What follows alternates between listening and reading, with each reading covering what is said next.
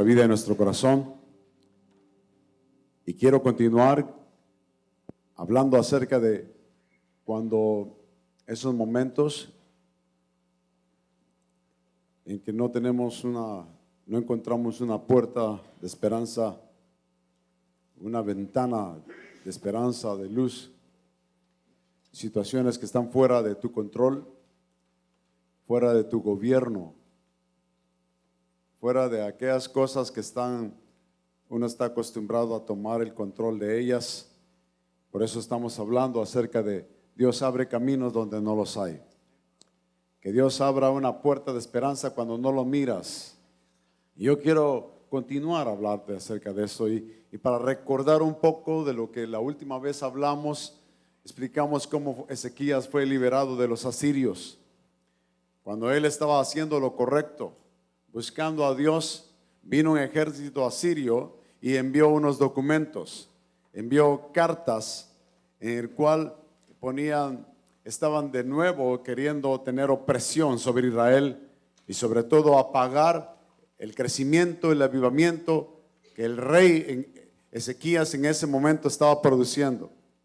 Él fue bajo el liderazgo de Ezequías, estaba viendo una restauración en Israel. A través del liderazgo de Ezequías, el culto a Dios se estaba renovando. Era un avivamiento, una visitación.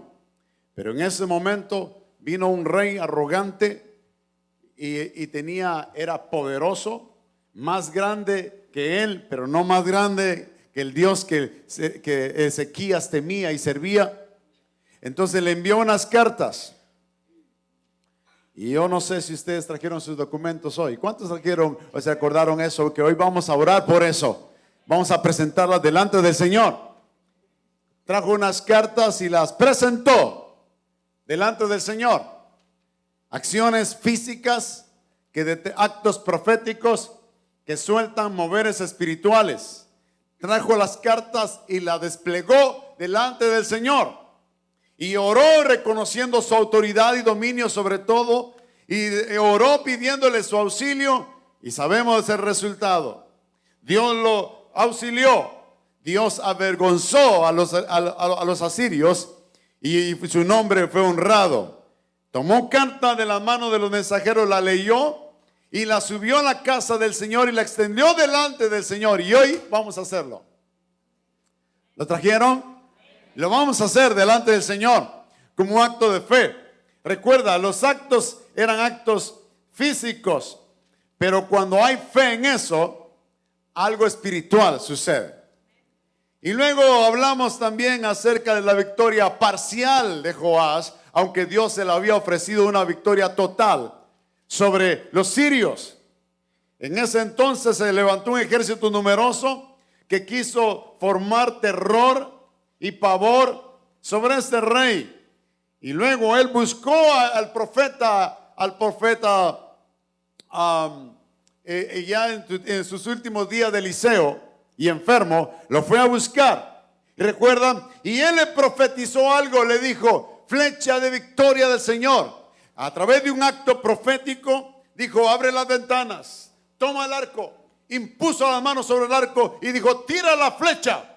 Y cuando él tiró la flecha, con ese acto estaba diciendo: flecha de victoria del Señor, flecha de victoria sobre Aram, porque vas a derrotar a los enemigos, a la pobreza, a la enfermedad, la opresión, la ansiedad, todas esas cosas vas a derrotarlas para que tengas una vida plena y confiada en Dios. Era una promesa. Son promesas de Dios para nosotros. Pero recuerden, cada vez que Dios da una promesa, cada vez que tú y yo queremos que cambien las circunstancias, aquellas cosas que están robando tu atención, robando tu corazón, robando tu emoción, esa energía emocional a través de la preocupación y la ansiedad, en lugar de canalizarla para bendecir al Señor, todas esas cosas que te roban. En ese momento el Señor quería darle la victoria completa sobre todo eso. Pero ¿qué tenía que hacer? Él tenía que creerle a Dios. Si queremos que cambien esas circunstancias, muchas veces Dios lo primero que hará antes de cambiar las circunstancias, escucha esto es muy importante entenderlo. Antes de cambiar las circunstancias, Dios te enviará una palabra. Dios nos da su rema. Y si crees a ese rema y de la manera que honras y reconoces la autoridad de la palabra de Dios, y reconoces la veracidad de la palabra de Dios, y reconocemos el valor que implica la palabra de Dios y la honramos creyéndola, de esa medida, a la medida que lo crees, a esa medida esa verdad se activa sobre tu vida. Y recuerdan ustedes, el rey golpeó la tierra parcialmente porque no le dio el valor, no le dio la veracidad, no se sometió a la autoridad de esa palabra y obtuvo la victoria parcial. Hermanos, déjame explicarte algo muy interesante que he notado en la Biblia. Muchas veces en nuestras vidas personales o familiares, a veces hay como es una presa. Toda la bendición de Dios está, pero hay algo que lo detiene. Es como una presa, algo que hace que uno no pueda entrar y ahí están esas riquezas, ahí está toda esa provisión, pero algo lo impide. Recuerden que en una ocasión Dios les dijo, esta es la tierra que tienen que conquistar. Y estaba toda la tierra prometida, pero había una ciudad amurallada con gigantes, que eso estaba deteniendo que Israel continuara la victoria. Y era Jericó, los muros de Jericó. Una puerta cerrada, la Biblia dice que por causa de Israel, esa puerta estaba cerrada y no había manera humana de abrirla. No había una forma humana de poder abrir esa puerta. Y entonces Dios les dio instrucciones, dijo, van a derrotar a Jericó, porque botando Jericó, todo lo demás iba a venir, se iba a desatar la bendición. Muchas vidas tienen un Jericó que los está deteniendo. Muchas vidas, el peor enemigo no necesariamente es una adversidad. El peor enemigo puede ser una actitud equivocada. Esa actitud equivocada está reteniendo todo lo que Dios quiere volcar sobre tu vida, sobre tu familia. Y cuando se derrota ese Jericó, cuando se abre esa puerta, entonces viene toda la bendición de Dios. En este caso, con el rey Joás, esa flecha de salvación era lo que iba a abrir la bendición sobre él y sobre Israel. Y era el temor, en este caso era el temor. Y esa era la flecha de victoria para que él creyera, y en base a esa, dándole credibilidad a la palabra profética que había sido extendida a través de Eliseo. Él iba a tener esa victoria completa, pero ustedes saben, la tuvo solo 3 veces. Solo 3 victorias en lugar de una victoria total. Cuando Dios quiso darle la victoria completa sobre el temor, recuerdan, hablamos eso, en el temor, la victoria sobre la opinión pública. La opinión pública, ya dijimos que es cuando las personas pretenden agradar a todo mundo, y eso es una tontería, no se puede, hermano. No te podría dar muchas llaves del éxito, pero la llave del fracaso es ese. Tratar de complacer a todo mundo. Ya sabemos que ahora es tratar de agradar con todo el corazón delante del Señor. La otra victoria que Dios quería darle era el miedo a la carencia, para que dejara de estarse preocupando del mañana, sabiendo y reconociendo que Dios no avergüenza y Dios es un Padre bueno que cuida de nuestras necesidades. El temor a la carencia para que podamos vivir una vida confiada y reposada en Él. El temor a lo desconocido. Muchas personas no quieren hacer nada nuevo, no quieren emprender nada nuevo porque temen hacer algo diferente. No, solo hacemos lo que conozco. Y muchas veces Dios desafió a Israel a que hiciera lo que nunca había hecho, para que viera al Señor de una manera que nunca lo había visto.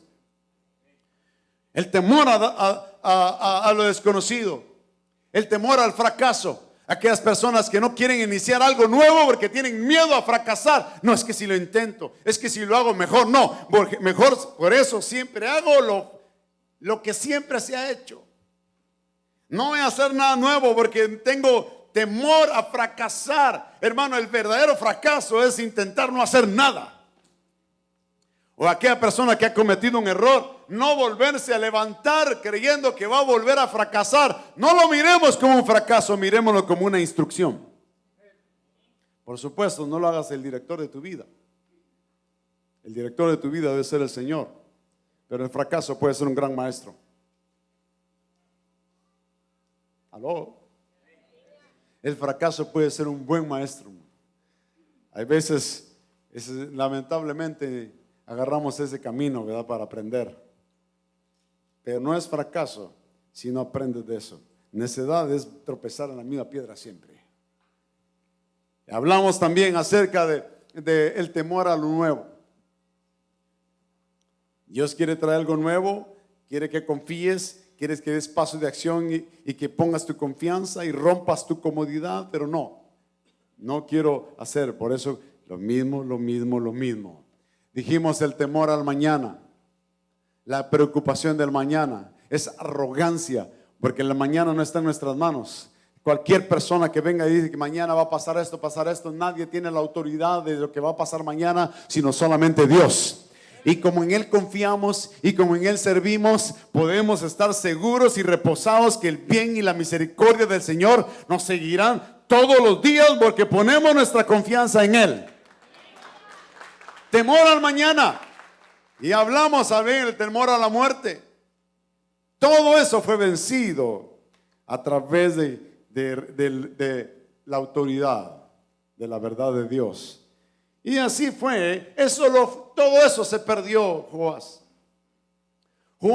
Todas esas bendiciones estaban para él, pero la limitó por su incredulidad y la actitud equivocada de su mente y de su corazón. Pero hoy quiero hablarte de la victoria completa de Josafat sobre Moab, Amón y Edom. 3 pueblos, una aleación en contra de Israel. Y hay algo que quiero hacer notar. Son victorias preciosas, son historias preciosas. Podríamos hablar y hablar y hablar, pero la palabra de Dios, entre más ahondas, más revelación tienes. Es como un pozo, entre más cavas, más tesoros encuentras. Es como un tesoro, ¿no? Entre más cavas, mejores cosas se encuentran. Quiero que me acompañen a leer el capítulo 20 de Segunda Crónica del libro de Crónicas, la redundancia. Segunda Crónicas, capítulo 20. Pero quiero que vean veamos el versículo 20. Después de esto, digan conmigo, después de esto. Una vez más, después de esto. ¿Después de qué? Esto dice, los moabitas y los amitas y algunos de los menonitas le declararon la guerra, pero dice después de esto. En esta ocasión no lo vamos a hacer, pero tú lo puedes hacer en tu casa. Lee el capítulo 1 al capítulo 20 para que entiendas qué es después de esto. El después de esto significa lo que sucedió es que vino Josafat y fue uno de los reyes que tenían el corazón de Dios para restaurar. Él tenía el temor de Dios para hacer volver de nuevo a Israel al Señor. El liderazgo de Josafat trajo restauración. Estaba trayendo de nuevo, así como lo hizo Ezequías. Fueron reyes que trajeron avivamiento a Israel. Y de alguna forma Dios quiere que ese corazón esté en nosotros, ese espíritu de renovación, ese espíritu de restauración como lo tuvo Ezequías y ahora Josafat. Josafat estaba buscando al Señor. Josafat estaba haciendo lo que era correcto. Josafat estaba buscando con todo su corazón al Señor. Josafat estaba aprendiendo de Dios. Josafat tenía un tiempo tan especial de buscar al Señor. Después de buscar al Señor, después de tener su corazón en esto, vino esto. Ahora que me estoy dando a entender, después de eso. Déjame explicarte de qué otra forma puedo explicarte esto. Cómo Dios quiere cambiar los porqués en cómo. Si tú y yo hubiéramos sido Josafat, cuando tú dices, hoy sí voy a colaborar pro templo, hoy sí voy a diezmar, y te explotan las 4 llantas el día siguiente. Ahora sí, hoy sí voy a comprometerme con mis finanzas y de repente viene una situación financiera. Lo que tú y yo diríamos, pero ¿por qué que ahora que estoy dando me pasa esto? Viene alguien que decide, hoy sí voy a consagrar mi vida, ya voy a dejar de estar jugando cristiano y no cristiano. Voy a buscar al Señor como padre de familia, voy a buscar al Señor. Y empiezas a buscar al Señor y de repente uno de tus hijos empieza a rebelarse. Y viene alguien y me dice, después de eso, después de buscar al Señor, dice, ve, ahora que estoy buscando a Dios me pasa. ¿Por qué, Dios? Eso hubiera sido la oración pudo haber sido la oración de Josafat, pero no lo fue. O con aquellas personas que están haciendo lo que es correcto. Yo estoy haciendo lo correcto, te estoy honrando y te botan del trabajo por eso. Entonces alguien diría, ¿por qué? Mire, hermano, la vida del creyente, el que hace lo que es correcto, muchas veces vendrán suficientes razones y motivos para que tú y yo digamos, ¿por qué me pasa eso? Pero déjame decirte, hoy en la mañana voy a explicarte cómo cambiar esos por qué.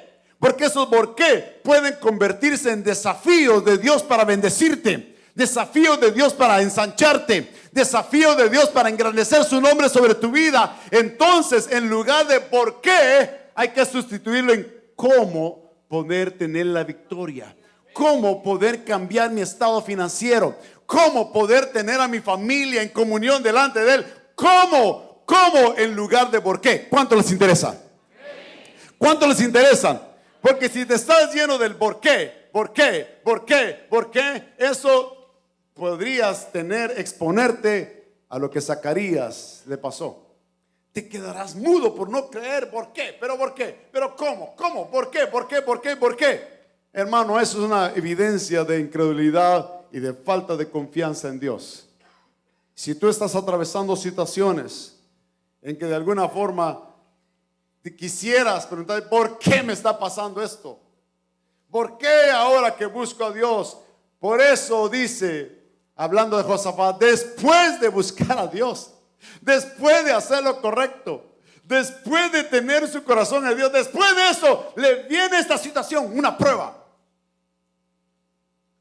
Los moabitas, los amonitas y algunos de los meunitas le declararon la guerra a Josafat. Interesante. Ahora sí me estoy dando a entender ese por qué de ese después de esto. ¿Lo ven? Después de esto. Sí, dígame si sí. ¿Lo pueden ver? Sí. Después de esto, porque es probable que alguna persona esté ahí en esa situación como la Josafat. Después de esto, ¿qué sucede? Y alguien fue a informarle del otro lado del mar muerto. Un mala informe. Por eso, yo no sé cuál fue el documento que trajeron. ¿Quién trajo algún documento que quiere presentarlo delante de Dios? ¿Algún informe negativo? Un mal informe. ¿Lo tienes ahí?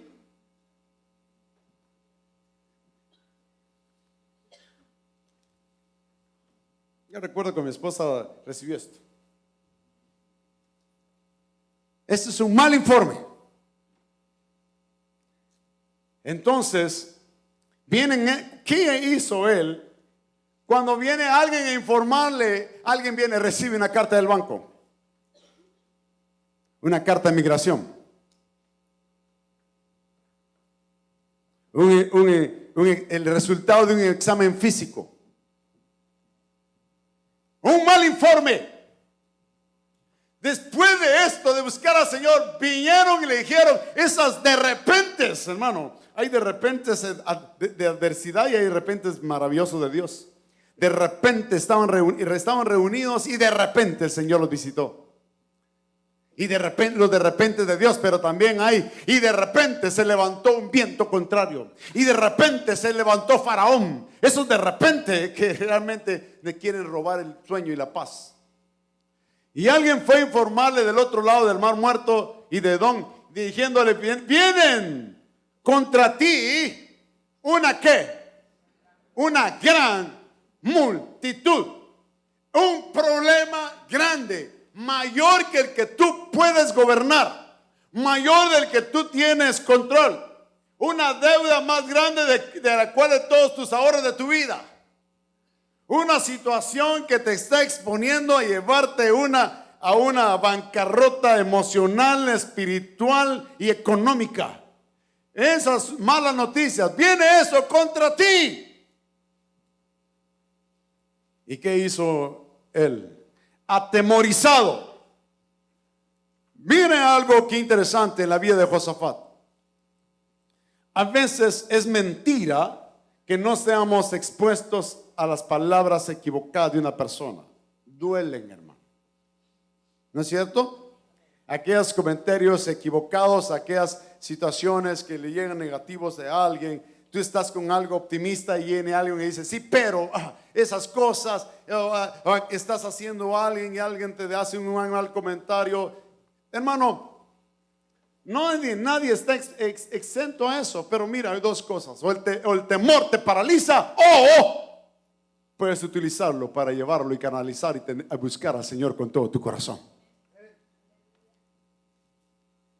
Las malas noticias no dejan a veces de tratar de aterrorizarnos, pero en lugar de que te paralicen, ¿por qué no lo utilizas como una forma para acercarte a Dios? Vino Josafat, ¿qué hizo? Josafat decidió consultar al Señor y proclamó un ayuno en todo Judá. Y dijo estas palabras.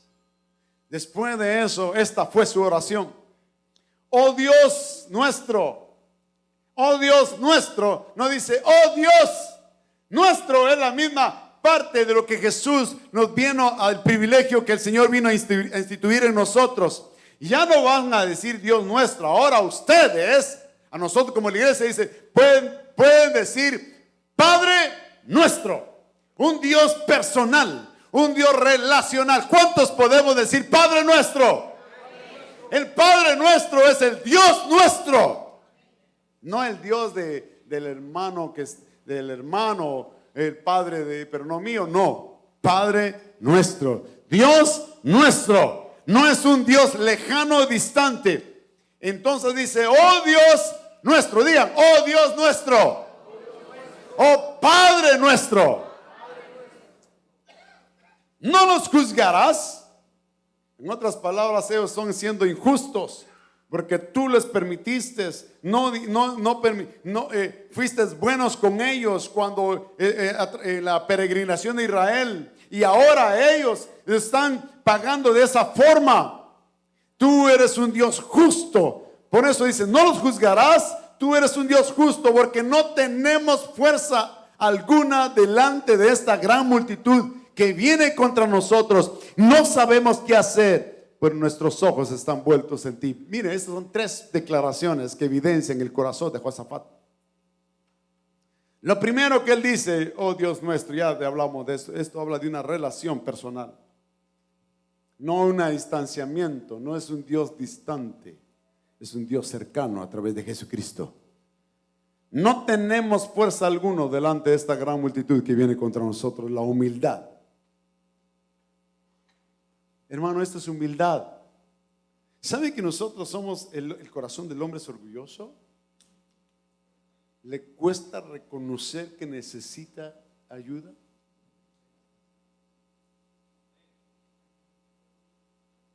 Ya no recuerdo los nombres, hay palabras difíciles. Esternocleidomastoideo, paralepípedo. ¿Qué otra palabra recuerdo así, esas largas y complicadas? ¿Alguien recuerda alguna de esas palabras largas y complicadas?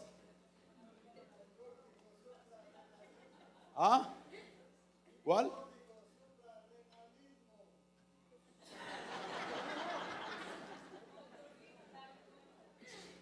Externo, ¿cómo? Bueno, palabras complicadas. Y tú podías buscarlas en el diccionario, de verdad. Sobre todo, cuando yo por muchos años estuve en una farmacia y siempre parte de lo que llegaba a la clientela, agarraba un libro que se llamaba Vademecum. Era ¿para qué servía la medicina? Siempre ese era mi pasatiempo, ¿para qué la tetraciclina? Los efectos ¿para qué? Entonces la gente llegaba y mire, tengo algo, esto, ¿qué me recomienda? Y le daba, pues, saludando con sombrero ajeno, ¿verdad? En ese entonces era mi pasatiempo favorito. Hace unos inviernos de eso, por supuesto, ¿verdad? Desde niño yo estuve en una farmacia, desde niño. Recuerdo que cuando estaba en Parvulitos, después si no, mi mamá no podía recogerme, me iban a recoger, me iban a la farmacia. Siempre estuve en una farmacia. De joven en una farmacia, y ya casi antes del Señor en una farmacia. Entonces era mi pasión, de verdad, era saber para qué servía la medicina, cuánto costaba, quién lo fabricaba, cuál era su origen, etcétera, etcétera, etcétera. Y había unos nombres rarísimos y largos. Algunos aprendí a tratar de decirlo porque parecían trabalenguas. Pero hay una palabra tan difícil para muchas personas. Necesito ayuda. Oh, perdón. Son palabras sumamente difíciles, complicadas para muchos. Pero aquí Josafat reconoció su debilidad. No tengo fuerza alguna delante de esta gran multitud. Si lo dejamos ahí, sería una situación muy grave. Pero él dijo, no tengo fuerza alguna. Reconocemos que esto está fuera de nuestro alcance. Reconozco que no lo puedo manejar. ¿Cuántos reconocen que hay cosas que no las puedes manejar? ¿A quién se las estás poniendo? La pregunta es, ¿a quién se las estás endosando? Si se las endosa a ti mismo, viene aquella situación de preocupación, ansiedad, y que no te va a conducir a ninguna parte. Pero luego él dice esta otra declaración preciosa: no sabemos qué hacer. Si solo lo dejamos ahí, no tengo fuerza y no sé qué hacer, esto es suficiente para tener un paro cardíaco, hermano. Pero él tenía algo, una salida, una puerta de esperanza en medio de esta situación en la cual no miraba una salida, una puerta. Reconozco que no puedo manejar esta situación. Y reconozco que no tengo el poder económico, reconozco que no tengo la influencia necesaria, reconozco que no tengo la habilidad, reconozco que no tengo la capacidad de esto. Pero aquí dice, mire esta palabra, hermano. Pero nuestros ojos están vueltos. ¿Qué entienden ustedes por nuestros ojos están vueltos? ¿Ah? ¿Qué entienden ustedes con eso? Vueltos. Mi ojo ahora está fijo en ti, pero cuando dice vueltos es que podríamos tener nuestra dirección de apoyo y confianza en el lugar o las cosas equivocadas. Por eso David decía, ¿de dónde vendrá mi socorro? ¿De dónde vendrá mi esperanza o mi auxilio? Miraré hacia los montes. Y los montes eran los lugares de adoración impía de Israel. Cuando Israel dejaba de confiar en Dios, tenía sus altares, tenía su propia forma de confianza y levantaba altares en los montes. Se iba a lugares, tenía sus fuente de confianza en los montes, y por eso la Biblia le llamaba los lugares altos, lugares equivocados de adoración y confianza. Y David decía: miraré, voy a observar, no, pero mi auxilio, ni mi confianza, ni mi socorro no viene de todo eso. Mi socorro viene de arriba, del Señor que hizo los cielos y la tierra. Por eso David, aquí Josafat, nuestros ojos ahora se voltean a ti. Muchas veces Dios permite situaciones así para cambiar la dirección de tu visión. ¿Me van a entender? Cambiar la dirección de tu atención. Ahora nuestros ojos están vueltos en ti. Aleluya, hermano. Eso no hay cosa más especial que pueda honrar. Me estás honrando, reconociendo tu insuficiencia, reconociendo tu incapacidad, pero estás reconociendo que yo sí tengo gobierno y control de todo. Me estás reconociendo que yo soy el Señor de todo y soy tu Señor y tu Dios. Hermanos, son 3 declaraciones especiales que él hizo. ¿En dónde está tu confianza ahora mismo? ¿En dónde está tu foco de atención y de esperanza? Y la Biblia dice que después de eso se levantaron los levitas, los hijos de Coat y los hijos de Coré. ¿Para qué? Eran familia de Israel, para alabar al Señor Dios de Israel en voz alta. ¿Habían cambiado las circunstancias? No. Si tú miras ahí, estudias esto en tu casa, vas a notar que cuando ellos empezaron a alabar y a dar gracias, no habían cambiado nada. Lo que sí tenían era una palabra de esperanza para sus corazones. Y por eso viene Josafat con ese estímulo de confianza y le dice a todos el ejército que iba a salir mañana, porque Dios le dijo: preséntense mañana a la guerra.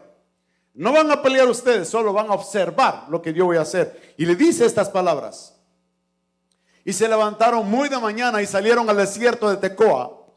Y cuando salían, Josafat se puso en pie y dijo, mire el versículo 20: oíme, iglesia reunida aquí en Union City,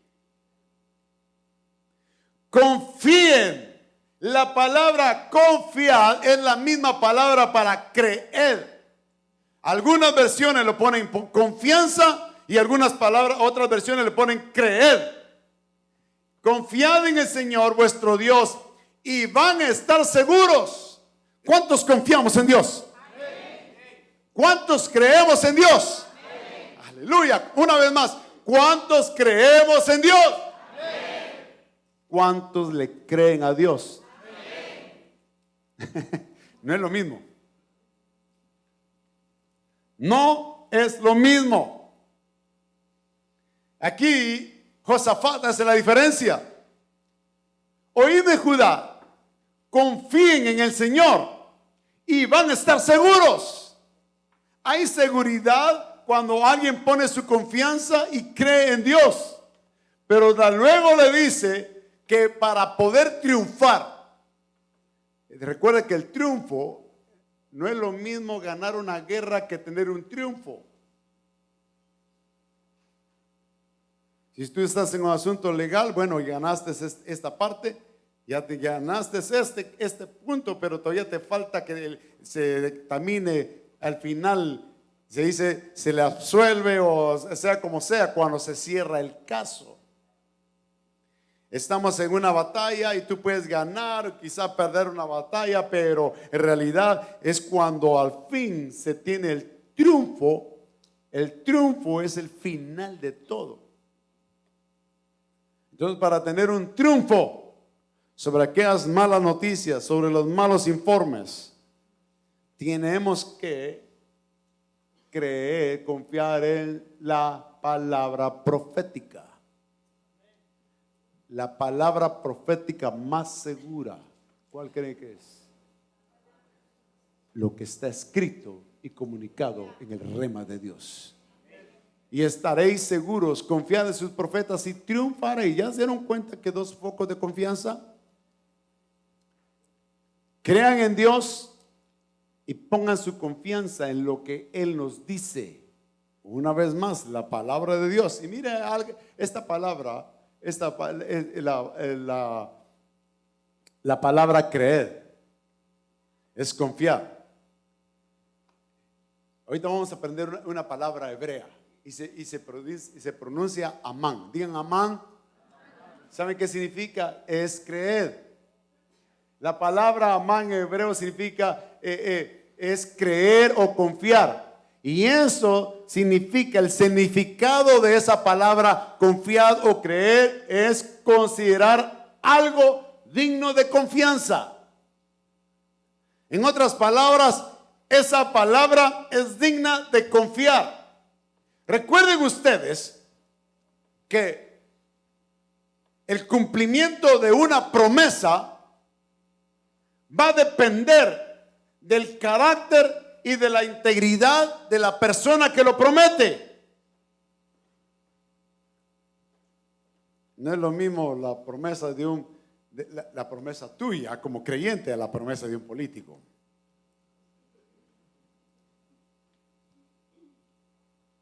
Déjame decirte una vez más, el cumplimiento de una promesa dependerá de la integridad y el carácter de la persona que la está dando. Pero como sabemos que Dios es íntegro y Dios es justo y Él no puede mentir, cuando Josafat decían creer en Dios, en otras palabras, la palabra del Señor es digna de una completa confianza. Y por eso dicen confiad, creer en el Señor. Y de esa palabra, amán, viene una palabra que tú y yo la decimos constantemente, la palabra amén. Amán y amén es el origen de la misma fuente. Amén encierra la idea de algo sólido, firme, ciertamente seguro, verificado y establecido. Cada vez que tú dices amén, estás diciendo eso es cierto, seguro, certificado, que Dios lo ha dicho y Dios lo hará. Cada vez que tú dices amén, estás diciendo así es. ¿Cuántos podemos decir amén? Amén viene de la palabra amán, que viene es darle credibilidad completa a lo que Dios ha dicho. Hermano, muchas veces Dios envió primero la palabra. Algunas veces Dios cambia las circunstancias. Otras veces Dios te da una palabra. Recuerden aquella mujer que estaba atravesando una crisis económica desesperante, que ya iba a morir de hambre, en una situación que estaba no solamente él y su hijo. Y luego se acerca a un profeta, Elías, y Dios le había hablado de Elías que una mujer le iba a proveer. Interesante esto, ¿verdad? Una mujer iba a proveer para ProTemplo cuando esta mujer no tenía ni para la renta de una semana. ¿Tiene sentido eso? Pero mire cómo Dios cambia las cosas. Esta mujer estaba desesperada y viene Elías y le dice: mujer, no tengas miedo, no tengas temor, dame a mí primero. Y así dice el Señor. Así viene una palabra del profeta a esta mujer. Si pones y cambias tu prioridad, de cierto te digo, así dice el Señor, la harina de tu tinaja nunca va a menguar, ni el aceite tampoco. Y la Biblia dice que esta mujer creyó a las palabras del profeta. ¿Escucharon? No sé qué fue lo que sonó ahí, pero ¿escucharon lo que estoy diciendo de ahora? ¿Sí? ¿Lo escucharon? No sé a quién escucharon.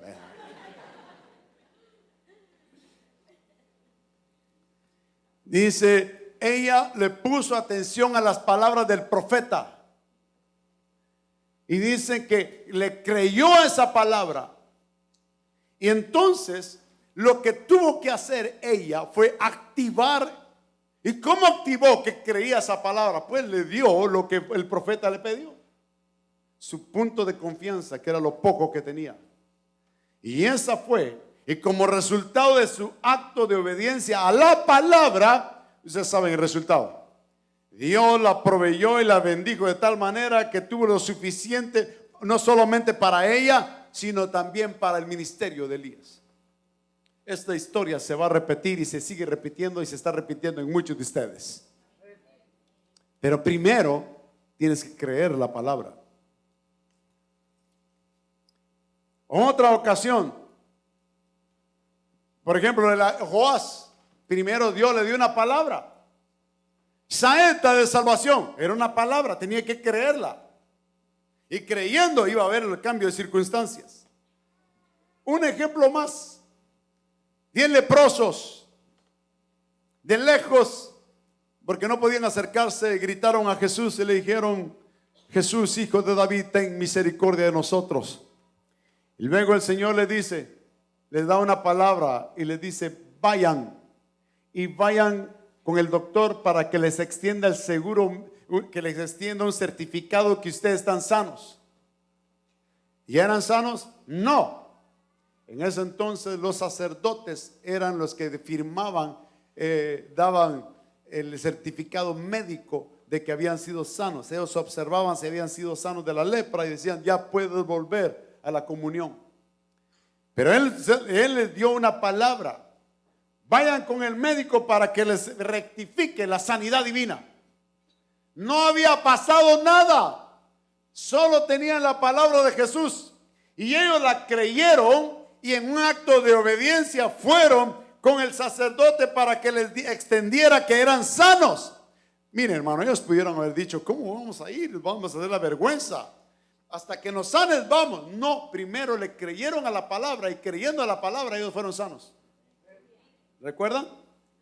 Por eso, hermano, primero Dios te está dando una palabra de confianza para que la valorices, le dé relevancia.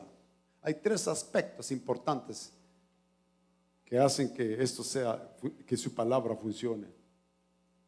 Es lo que hace el cambio de la diferencia entre el por qué y el cómo. Número 1 es reconocer la autoridad de la palabra de Dios. Número 2, reconocer la veracidad de la palabra de Dios.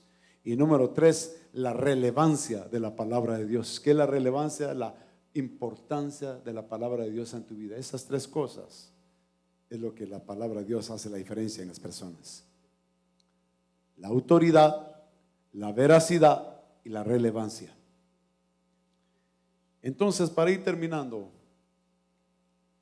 y todos los hombres de Judá y Jerusalén regresaron con Josafat al frente de ellos, después de la victoria, después de que se enfrentaron y vieron cómo Dios hizo el milagro delante de ellos. Ellos no tenían la capacidad bélica, no tenían la capacidad física, sencillamente hicieron lo que sí podían hacer: poner su confianza en Dios. ¿Qué hizo? Dios les dio una victoria increíble, increíble. Mire cómo regresaron. Y todos los hombres de Judá y de Jerusalén regresaron con Josafat al frente de ellos, regresando a Jerusalén con alegría, porque el Señor les había hecho regocijarse sobre sus enemigos. ¿Ven qué es eso? Una victoria completa. Quiero terminar. Y entraron en Jerusalén, en la casa del Señor, con arpas, liras y trompetas. Estaban celebraron antes y luego celebraron lo que Dios había hecho. Para que vean cómo esto es tan sobrenatural, estos actos. Cuando yo tenía 9 años, sí, díganlo, no te quedes colgado. Pues yo también te lo diría a algunos de ustedes.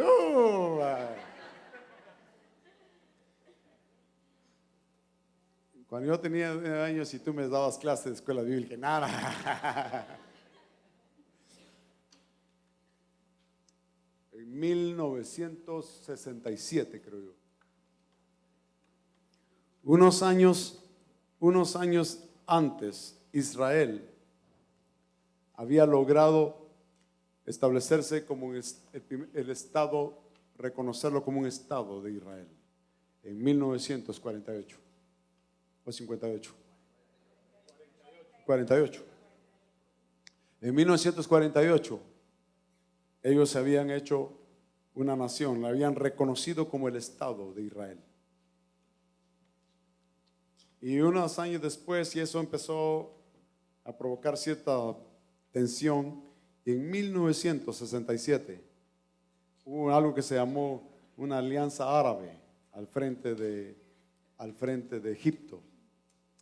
Creo que estaban los sirios, se formó una alianza árabe al frente de Egipto para derrotar a Israel. La famosa guerra de los 6 días. ¿Han escuchado de eso? Era un ejército mucho mayor. Yo vi las comparaciones. ¿Cuánto ejército tenían? Eran 200 y tantos miles. Y el ejército de Israel, así ejército, ya eran 50,000. Por supuesto, con un montón de personas de reserva militar. Ahí todos son militares. Pero en ese momento habían solo 50,000 soldados así entrenados. Los demás eran reservistas, con una cantidad limitada de aviones.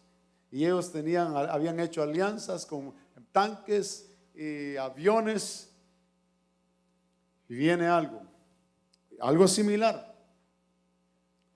Vino esa adversidad contra Israel durante 6 días. Y ustedes saben, el 6º día, Dios les dio una victoria completa.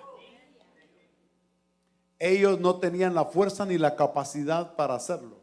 Sin embargo, el que pelea por ellos, y porque Dios tiene un pacto y una promesa con Israel, y para recordarnos a nosotros que Él es el que pelea tus batallas si confías en Él, para recordarte que Él no es tu fuerza, no es tu habilidad, es que pongas tu confianza en Él. Y para recordarle Dios a Israel que era el Señor de Israel. No sé si todavía lo reconocen. ¿Saben qué cosa más interesante en esto?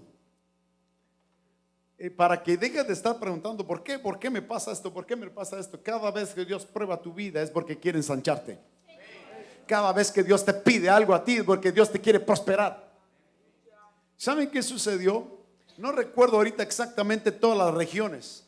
Israel era más pequeño, fueron invadidos y en esa victoria ellos ganaron más terreno, se expandieron. Así es Dios, hermano. Dios siempre da. Cuando vino Josafat, cuando ellos no sabían qué hacer, pero sí sabían cómo poner su corazón y su confianza en Dios, Dios honra a Josafat, lo bendice y obtuvieron mucho más de como estaban antes. Así es Dios en aquellas personas que ponen su confianza en Él. Dios los ensanchó.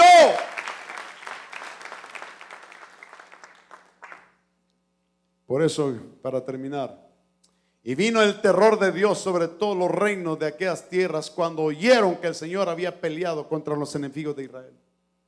Pero ¿qué hubiera sucedido si Josafat hubiera cambiado su enfoque, lo hubiera tenido en algo, se hubiera rendido,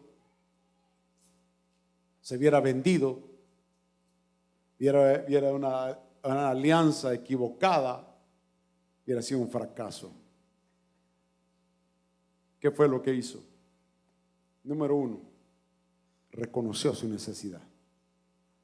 2, reconoció contra qué pelear. Hermano, muchas veces uno no sabe contra qué pelear. Y estás peleando estás enfocándote en lo equivocado. Como te dije antes, probablemente el peor enemigo es la actitud que uno tiene. Uno tiene que saber contra qué pelear. Por eso si hubiera una enfermedad, usted sabe que cuando no se sabe qué es difícil. Porque ¿cómo vamos a ver contra qué pelear, contra qué pedir si no se sabe qué es? Pero cuando dicen, es esto con esto, entonces ya nos enfocamos, es contra esto que pido, Dios, contra Moab. Es ser específico, específico, específico. Tienes que saber quién es tu enemigo.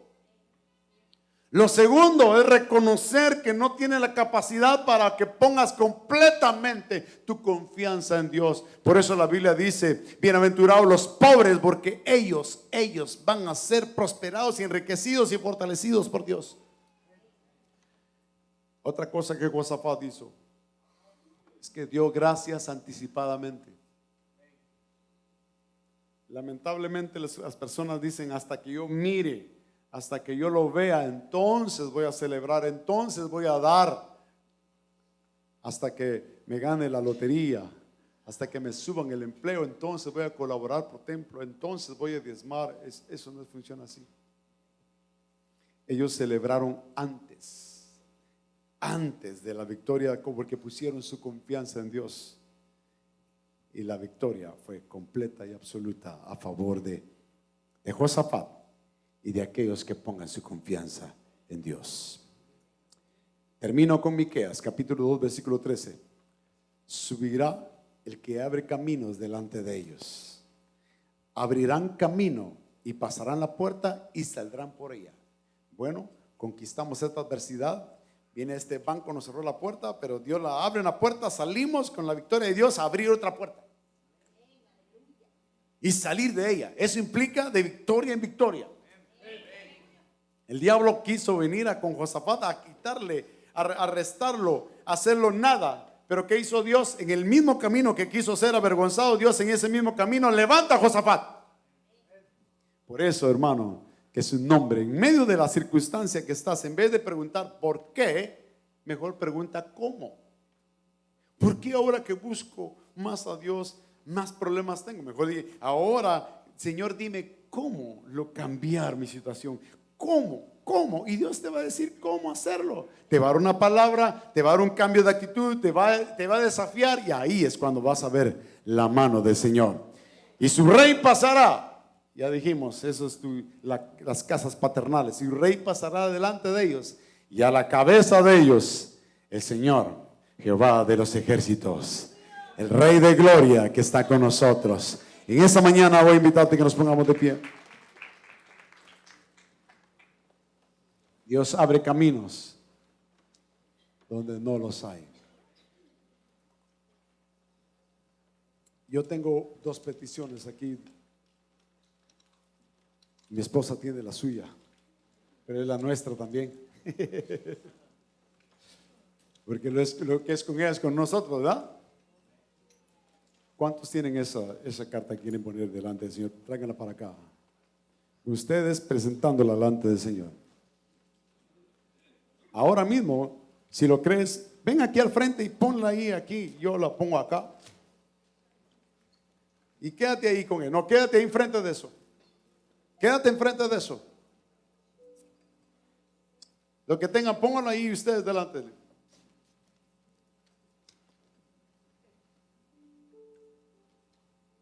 Es un acto sencillo, pero con un verdadero valor espiritual a aquellos que ponen su confianza en él. Aleluya. Esa carta, ese documento, ese estado financiero, yo no sé, esos tickets, yo no sé qué es.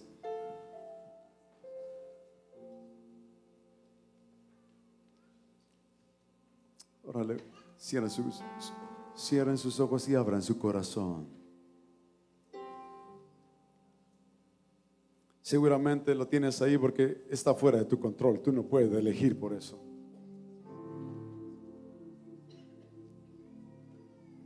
Tú no tienes la facultad de poder hacer cambiar eso. Recuerda, son documentos. Pero ahora, si tú no sabes qué hacer, cómo contestar, cómo pagarlos, sí puedes elegir poner tu confianza y tu corazón en Dios.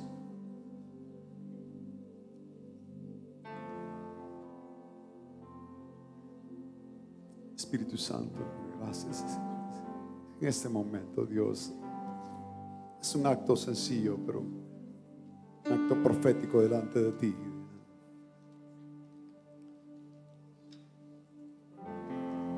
Oh Dios nuestro, estás delante de tu Dios, tu Señor, y por eso puedes decir Dios nuestro, Padre nuestro. Aleluya, aleluya.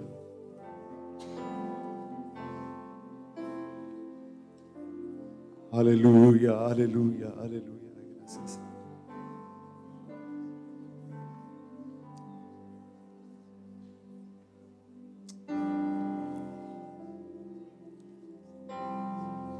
Aleluya.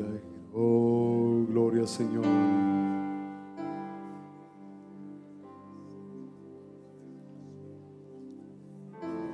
Reconoce, Dios está por encima de cualquier circunstancia. Dios está por encima de cualquier limitación.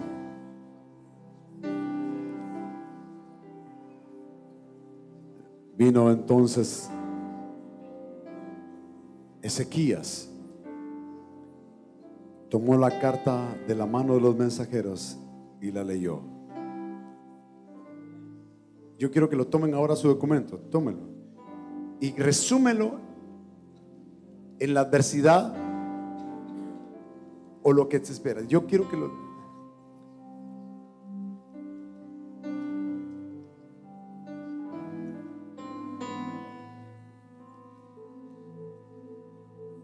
¿Qué es? Él la leyó. Bueno, Señor, es una necesidad económica, es una necesidad legal, un reporte médico negativo, y la leyó. ¿Cuál es tu necesidad? ¿Cuál es tu petición? ¿La tienes? ¿Tienes esa carta ahí? Recuerda que son actos físicos. Actos físicos. ¿La tienes? La leyó. Y luego subió a la casa del Señor y la extendió delante de él. Ahora, Señor, mi petición es esta, y ponla delante de él. Ahora ponla ahí, ponla en el altar y dile, ¿cuál es tu petición? ¿Cuál es tu petición, Señor? ¿Cuál es tu petición, Señor? Esta es mi petición, Señor. Estas son mis peticiones. Y ahora vamos a orar delante de él. Pon la mano sobre ese papel.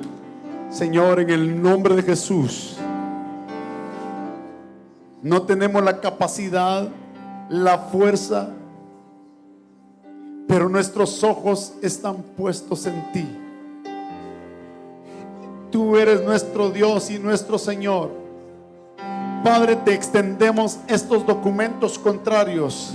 Te ponemos esto para que tú, Señor, obres favorablemente, hagas tu voluntad y glorifiques tu nombre. En el nombre de Jesús, dale gracias al Señor. Señor, esto está en tus manos. Lo pongo en tus manos. Esto está en tus manos ahora. Ahora yo lo pongo delante de ti. Oh Dios nuestro, danos la sabiduría, danos la fuerza, danos la habilidad, la provisión. Y descansamos en ti y creemos. Créelo, es poner tu confianza en Dios. Estamos poniendo nuestra confianza en ti. Enséñanos cómo tener la victoria. Enséñanos cómo tener la victoria. Señor, que tu nombre sea glorificado. Dile, glorifica tu nombre. Ahora dilo, glorifica tu nombre sobre esa necesidad. Y menciona la necesidad. Glorifica tu nombre sobre esta necesidad que tengo. Señor, esta carta que necesito redactar, la sabiduría, la propuesta de esa casa, Señor. Dinos cuánto tú vas a pagar por ella, oh Dios. En el nombre poderoso de Jesús. En el nombre poderoso de Jesús.